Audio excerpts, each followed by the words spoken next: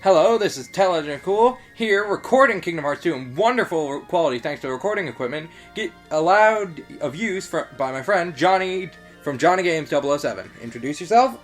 Thank you, Legend of Cool. Hello everyone, this is Johnny of Johnny Games 007, part of the Coolman 3060 Productions. And I've never really played any Kingdom Hearts game before, but I have heard of the series. And for shame on you on that. So I feel like it is my obligation to show John my favorite boss in Kingdom Hearts 2, my favorite game in the Kingdom Hearts series, keeping in mind that I have not played Birth by Sleep or Recoded. Okay.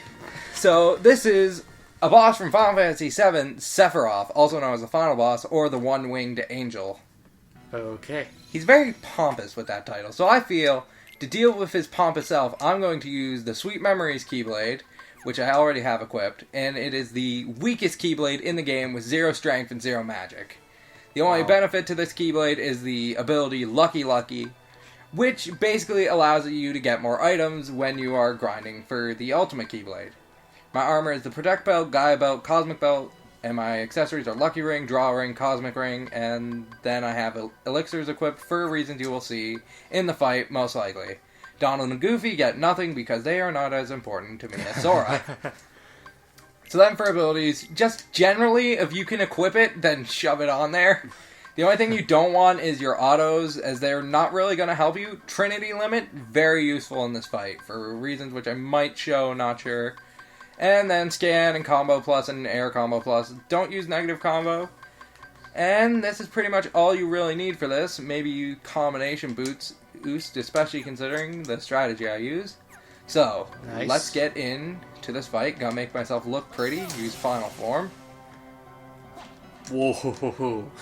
Now, Final Form is a form you get after a certain event in the game, and actually in the final mixed version of the game, there's a lot more significance to it, as you can only use it from getting a certain Keyblade from the after the death of a certain character.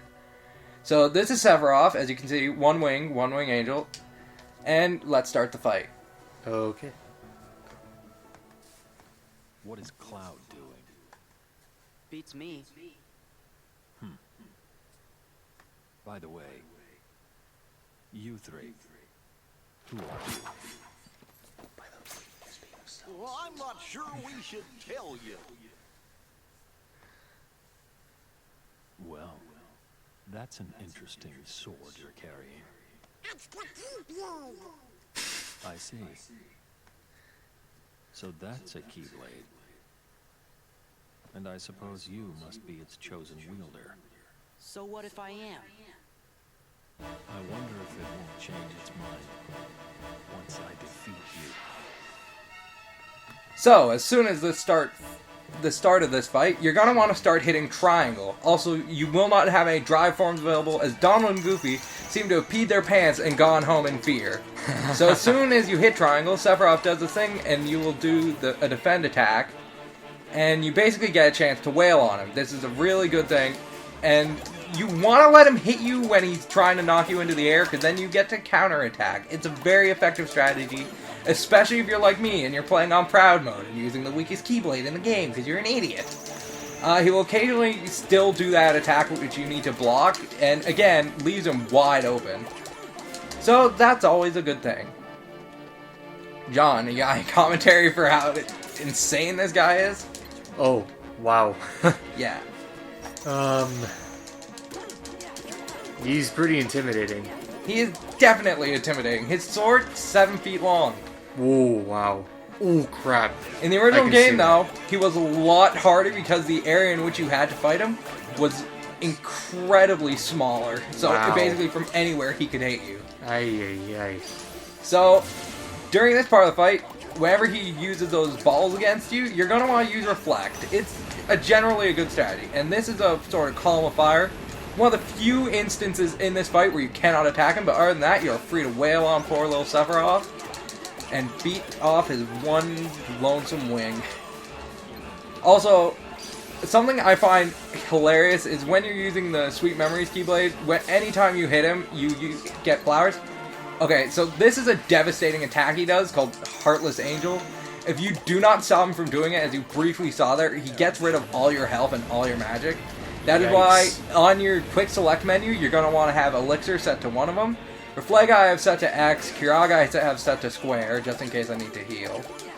I haven't needed to heal other than that Elixir, so maybe I'll do this without using Kiraga, so that would be interesting.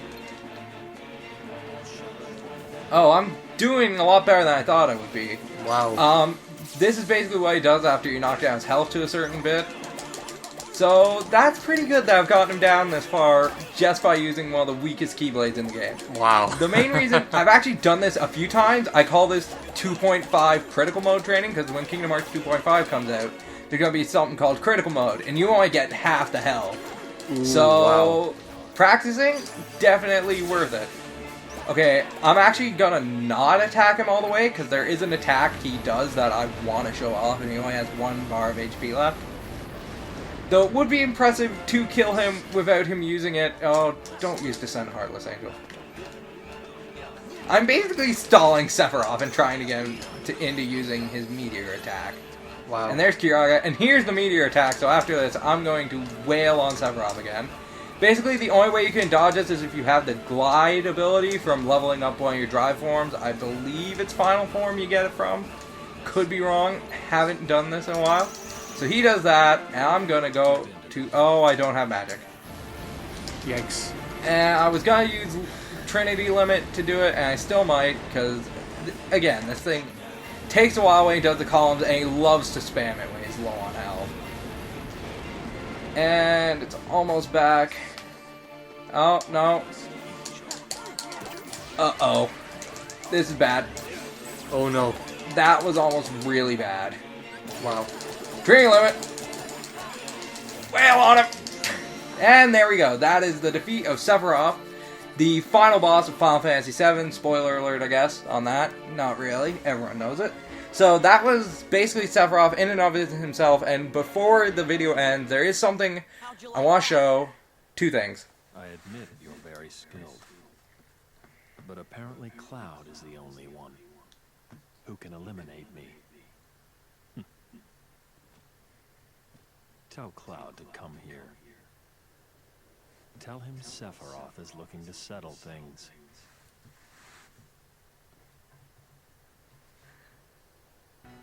Now they're a little vague on what you have to do there, and after that you get another thing to your drive bar.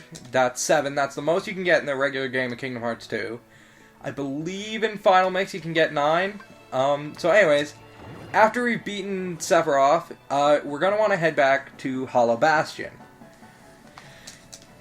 Which I'm just going to repeat my jumps and flips to head there. And then after I show you a brief cutscene that happens after you've beaten Sephiroth, I'm going to show off one of my techniques I use to get myself up to level 99.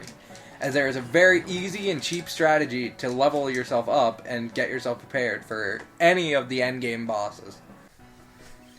Okay, so after I have messed up entirely, I forgot that you can just hop back into the world map and then hop back in right at Merlin's house, which is around where you need to be.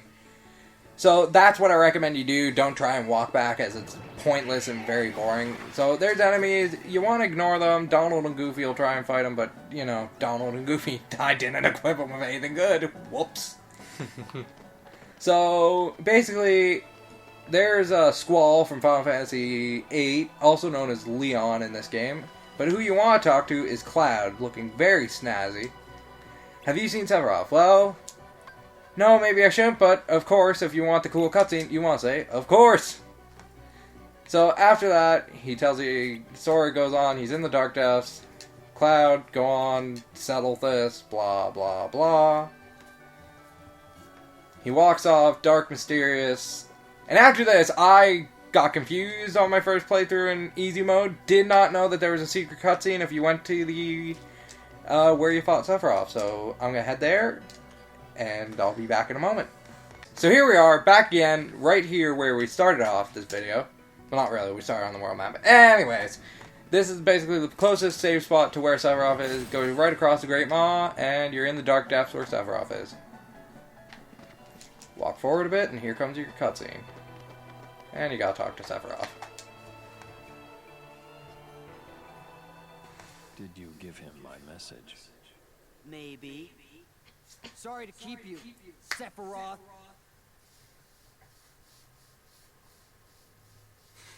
Cloud, you'll never let go of the darkness.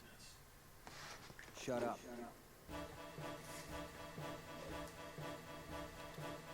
You'll never let go of your past. Shut up! Cloud, get him!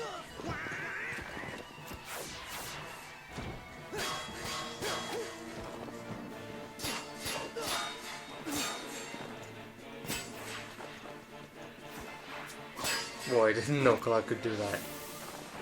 Yeah, Cloud's got some mad skills in the Kingdom Hearts universe. Nice. Defeating me is meaningless. You know that more than anyone, Cloud. No matter how many times I fall, your darkness keeps calling me back. Wrong. Tifa, stay back! How can I? I want to help you. You can't. He'll never let go of the darkness. He doesn't have to. He just needs someone to surround him with light. The darkness will be there, Sephiroth. But in a place you can't reach. Is that right? Let's see what this light of yours can do.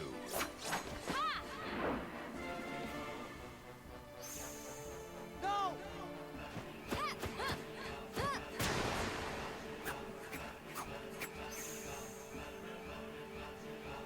Look out! Cloud, you can have my light. The light doesn't suit you. I just... don't know. Stop!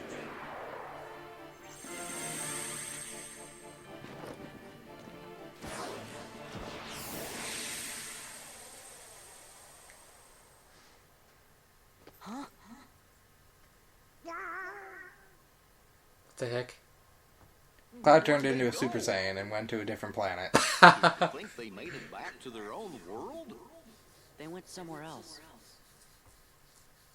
Cloud went to fight a great battle. To defeat the darkness inside him. Gone again. What will you do now?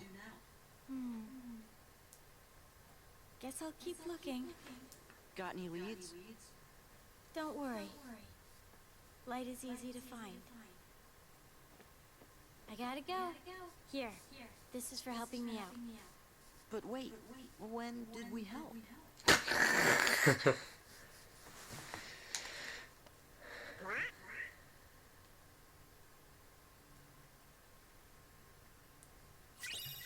And after that lengthy cutscene, you get the Fenrir Keyblade, which actually looks like a realistic key from nowadays. Yep. Unfortunately, its ability is negative combo, which means you do not do as many chains of attacks. It's currently in my stock, which I always like to check on, that way it's like cleared out. So I'm gonna go to basically my setup for leveling up really quickly. You're gonna want the Gullwing Keyblade, and then for your abilities, you're gonna want to go down, and you're gonna want to uneclipse, say, Lucky, and you're gonna want to look for, where is it? Experience boost. Now, the way experience boost works is you basically level up based on how much experience. You basically get more experience if you're in critical HP, which causes this really annoying beeping sound. So usually, if you're going to do this for long periods of time, you might want to mute the TV. So basically, you're going to want to head down, past the Pirates of the Caribbean level, past Agrabah and Halloween Town, all the way down to the Pride Lands. Go to the Stone Hollow save point anytime after beating all the story missions in the Pride Lands. And here you are as Sora as a small lion with the Gullwing Keyblade. Because it's very important to have the Gullwing Keyblade because that means you get more EXP. So, again, just to give a quick refresher, Gullwing Keyblade, well, What the heck just happened to the three of them? What do you... Oh, they all turned into animals. It's weird. Sometimes it happens in these games that they change form to fit in with the world they're in. Oh, okay. So in the Lion King world, Sora became a lion, Donald became a bird, and... Or an eagle or something. Yeah. And Goofy Goofy's became a turtle. Tortoise or turtle. Yeah. The reason Goofy became a turtle is because Goofy usually uses shield, so this way, as a turtle, it makes sense for him to be a shield user, I guess. Mm-hmm. Another thing you're gonna want to do is go into abilities for Donald and Goofy and unequip them all.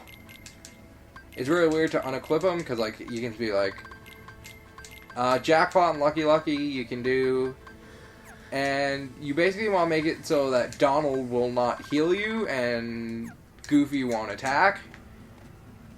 So, by doing this, what's this do for you? Well, basically, by making sure Donald doesn't heal you, as I mentioned, you need to have low HP to get the HP boost.